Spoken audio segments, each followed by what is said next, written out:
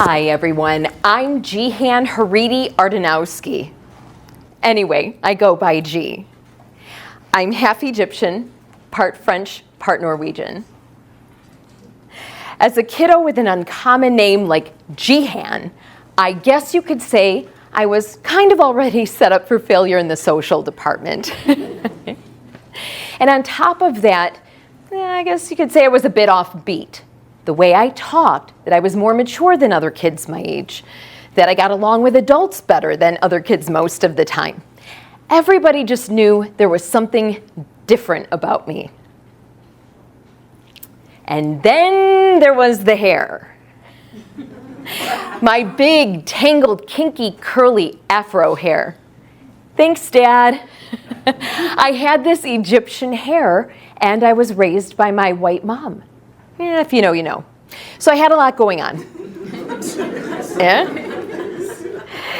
And the other kids zeroed in on it big time. The tangles in my hair, the name that made people tongue-tied, those were what I later came to see as my knots. And I know you have some of those knots too, in identity, confidence, health, career, relationships. Any of it can feel snarly or matted. We were, and still are, taught early on to hide those knots, to fit in. Even if it means twisting ourselves into a distorted, unrecognizable version of ourselves to get there. It can be painful, exhausting, and unsustainable. And I tried for years, but the other kids continued to see me as a target to where I always went home in tears, wishing I could be invisible, just every single day. So finally, on my 16th birthday, I dropped out of high school as soon as it was legal, that very moment. And pretty much disappeared with it being pre-social media. And so I went on for many years and had all of these beliefs about myself, but one of the important things that I just couldn't get past was what was wrong with me. I just couldn't understand that. And while dropping out gave me some relief from my relentless peers, those beliefs created some very sticky feelings for me, beliefs that carried me through my education, career, and relationships. And so I went on for many years and various hairstyles, feeling like I never fit in quite right, that something was majorly wrong with me, and I just couldn't figure it out. And then one day, something kind of wild happened. 13 years ago, I was let go from yet another role. Now, I'd historically worked in human resources and had all kinds of career transitions, but this role was a financial analyst, and one heavy in analytics and spreadsheet responsibilities. And for 2 years, I struggled in that role, feeling out of place and honestly, like a complete failure. For 2 whole years. And then finally, one morning, I was graciously let go. Bye-bye. And so I headed directly to a nearby breakfast networking event, and I sat down at the table and I said, "Hi everyone, I'm G and I just got fired." And I laughed along with everyone else, and I am so glad I went that day because that event gave me huge clarity, a real light bulb, aha, OMG kind of moment. See, they'd been talking about this assessment, you might have heard of it, called the Clifton Strengths Finder from Gallup. And there's no right or wrong, right? Instead, it looks at how we show up in the world and perform at our very best based on a list of 34 strengths, like strategic, competition, developer, and analytical, right? Basically, its purpose is to tell us what we're naturally good at. And it turns out I'm good at a lot of things.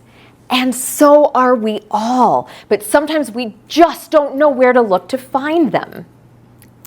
So upon taking the assessment, I learned my top 3 strengths were, number 3, positivity. Number 2, futuristic and that forward thinking. And number one, WOO, an acronym for winning others over.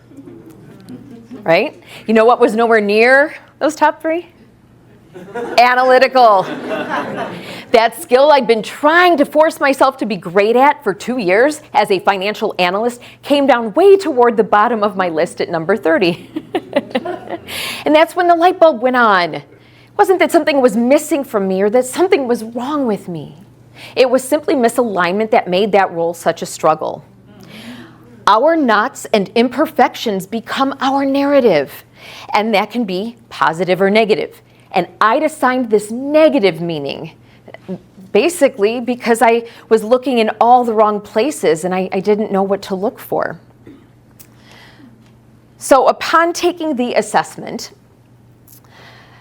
and learning more about these things, for context, my number one was winning others over, the ability to turn strangers into friends.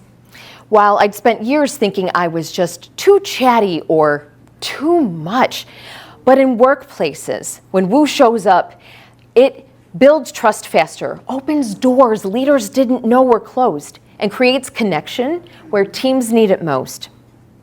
The assessment also told me I was a futuristic thinker with what Clifton Strengths refers to as that futuristic, when I'd been rebuked for not being in the moment. But that visionary momentum helps teams anticipate and navigate change with clarity. And then finally, that positivity, when I'd been dismissed as too happy or too optimistic. In organizations, it fuels resilience, opens the opportunity for people to connect, and keeps them moving when times get tough, right?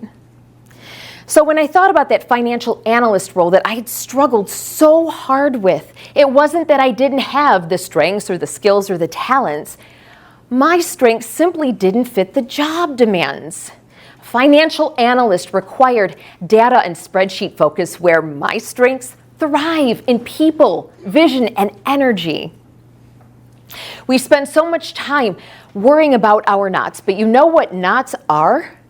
They're just beautiful curls that need a little love, right? And when I started to love on my knots, I realized one of the best parts to all of this, other people were telling me that they wish they had more of my WOO and positivity too. So what if we could stop focusing on the knots and be the curl instead?